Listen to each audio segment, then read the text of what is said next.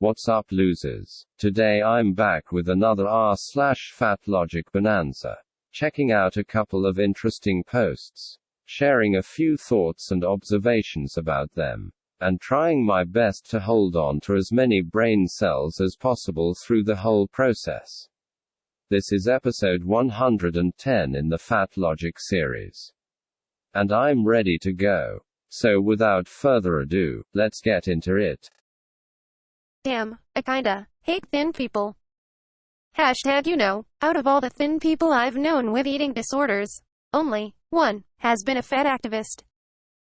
Hashtag and acknowledged that their behavior was inherently fatphobic. Hashtag and gave a single frick about us as people. Hashtag I don't care about their thoughts or feelings on literally anything. Hashtag they make my life impossible to live. Hashtag my options are to mutilate my body to their expectations, or to die. Hashtag that's literally it. Hashtag because anything is better than being in a body I'm fine with. Hashtag but that everyone else wants me to change. Hashtag imagine advocating for people to have their freaking organs removed, so you feel better about their existence. Hashtag and nobody understands, or even freaking cares. Hashtag sure homophobia and misogyny are bad. I know because I face those too. Hashtag but nobody gives a shit about fat people. Hashtag it's always the 180-pound body positivity beaches. Hashtag who act like they own the movement. Hashtag being fat is one of the worst freaking things that can happen. Hashtag not because you're fat. Hashtag or you even care about being fat. Hashtag but because everyone else does. Hashtag I can't even get a freaking job, or a normal role, or anything. Hashtag it's all about my body. Hashtag and I can't escape it. Hashtag I don't even eat anything. Hashtag not ever. Hashtag and that's the only time people even care about me. Hashtag but it's still not enough. Hashtag what do I have to do to show them that I'm sick? Hashtag rant. Hashtag eating disorder. Hashtag fat phobia.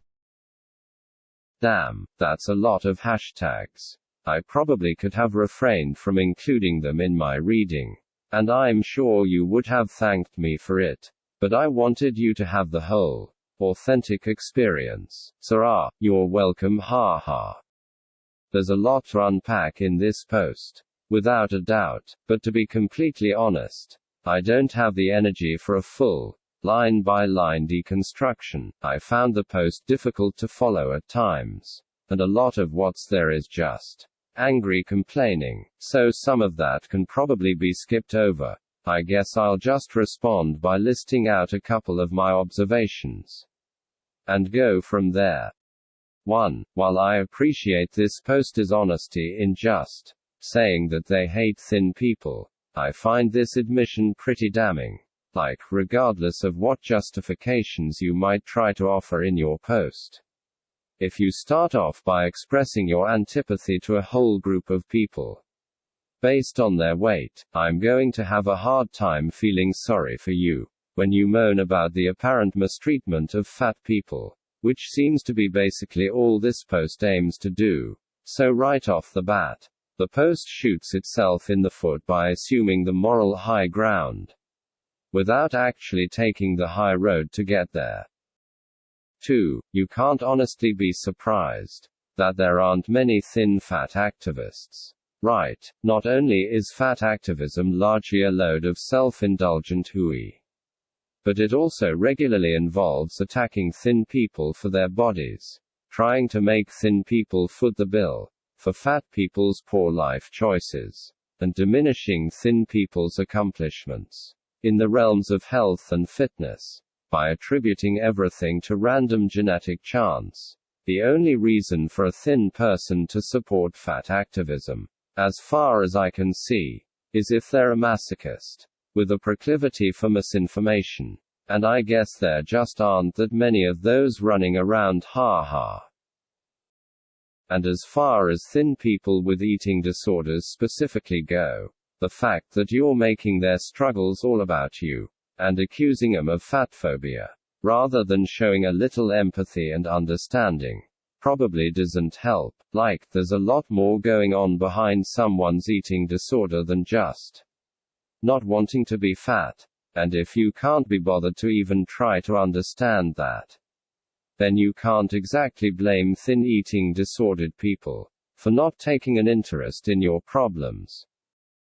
3. Nobody is asking you to mutilate yourself. Get real. If I'm correct in my understanding of this line, and the having fat people's organs removed line, as being references to weight loss surgery, then I'll say it again. Weight loss surgery is not mutilation. It's a legitimate, and often extremely helpful, medical intervention, and it's not being done to please thin people, or to get you to conform to other people's expectations. It's for your own benefit, and you would be wise to give it serious consideration, rather than kicking up a fuss over the mere suggestion, and retreating once again into your self-imposed victimhood. 4. It's not that nobody cares about fat people. Lots of people care about fat people, myself included, but caring about fat people does not always mean telling them what they want to hear. And when fat people refuse to face facts about the causes and consequences of their obesity, nothing good can come from indulging their wishful thinking. It is better to tell fat people the truth, and upset them, than it is to lie to them, and make them feel better about themselves. Because changes have to be made, one way or another, and if they aren't, the medical consequences will prove much more devastating than any harsh truths from a friend ever could. And 5. Who on earth do you think you're kidding with the "I don't even eat anything" claim? Like, seriously, you're embarrassing yourself with this sheet. Admittedly, any hope of this post being taken seriously was long gone by the time we got to this point. But still, for future reference, if you're trying to preserve even the tiniest crumb of credibility, you can't be going around making such laughably exaggerated and obviously false claims. In other words, if you're not going to learn to be realistic, at least make your BS a little less over the top. Because as things are, you'd have a hard time convincing a 3-year-old haha. So yeah, those were some of my thoughts on the post. I'm sure there's more there that I left untouched, so if anyone else has any thoughts, feel free to share them down in the comments. Moving on. This set is created with this very thin body in mind. It's not created for plus. And so that in and of itself is frustrating. Redacted, co-founder of Redacted, previously told Yahoo Life, a lot of it, too, feels very glorifying of a body type that we've been working against actively for many years now. The body type is very reminiscent of the early 2000s, when we had all these big conversations around anorexia, and fashion, and bulimia, and how these models were treated back in the day, which is not great, and for a lot of people, it feels kind of triggering. Okay, so, when I read through this the first time, I didn't think much of it, because there's nothing there that really stands out, in the way that some of the cartoonishly silly fat acceptance posts do. But when I thought about it a little more, I realized that there were actually a few different things about it that bugged me. So I decided I might as well share these gripes. The first thing that kinda bothers me is the complaint that the outfit in question is not created for plus sizes, and is specifically intended for thinner bodies. The reason I find this bothersome is because I don't think it's fair to expect all clothes to be available in all sizes. It seems to me that some kinds of outfits are naturally better suited to smaller bodies, and some are naturally suited to larger bodies. And if we want everybody to be dressed well for the particular body shape, we should focus on producing nice clothes at a range of sizes. Not necessarily that the same clothes be made to incorporate all body sizes under a single design. Admittedly, this is a fairly minor complaint on my part, but I thought it revealed something about the mindset of people like this. because instead of framing its critique in positive terms, like, let's produce better plus-size clothes, this post is basically just whining about the existence of clothes for thin people. And that doesn't seem very productive to me. My bigger issue with the post, however, is just the blatant hypocrisy that it displays.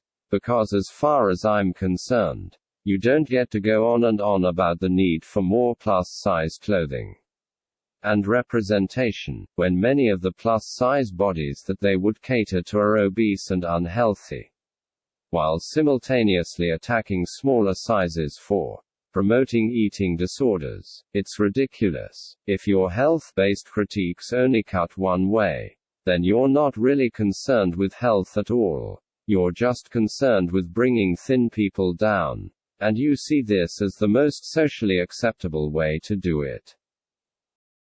Similarly, if you promote body positivity for fat bodies, regardless of any health concerns that their size might entail, while calling the mere existence of thin bodies and small clothes problematic, you're not really body positive at all. You're just fat positive and anti-thin. So please, stop dressing your partisan BS up with this veneer of progressivism and well-intentioned concern. It's nauseating.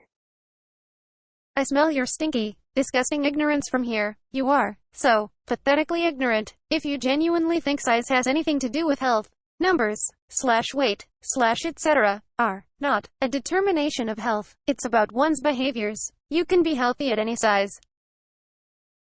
Okay, so I'm not going to bother responding to this one at length, because it really is the most generic, unsubstantiated haze tripe imaginable, and I've got better things to do with my time. I mainly just included it so that I could draw your attention to STiNkY, disgusting ignorance, and so that we can all have a laugh, ha.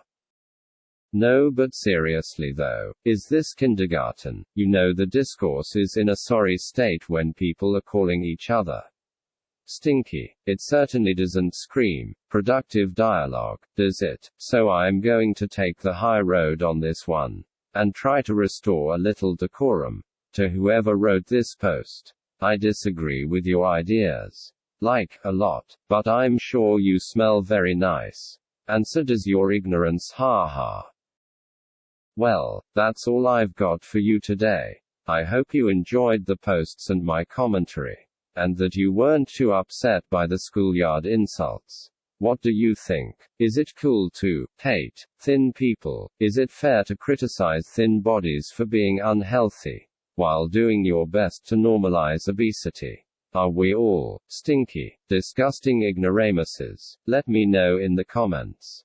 As always, don't forget to like and subscribe, or I'll make you take lessons from those damned 180-pound beaches on the true meaning of body positivity. Just kidding, ha. Anyway, catch you later.